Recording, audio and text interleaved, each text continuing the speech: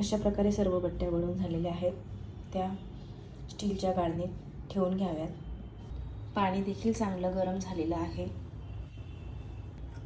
त्यावर या बट्ट्या ठेवून घ्याव्यात.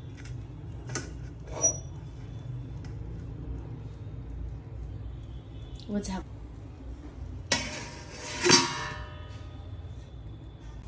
बट्टी तळण्यासाठी एका कढईत तेल छान कडकडीत गरम करून घ्यायचे. तेल गरम झालेलं आहे. त्यात आपण बट्टी तळून घेऊ.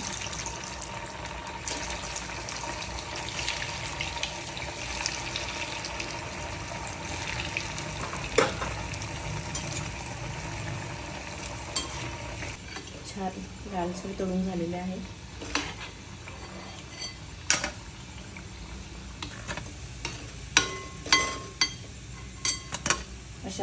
अशा प्रकारे सर्व बट्ट्या आपण तळून घेऊ. तुम्ही बघू शकता बट्टी छान तळून झालेली आहे. हे बघा.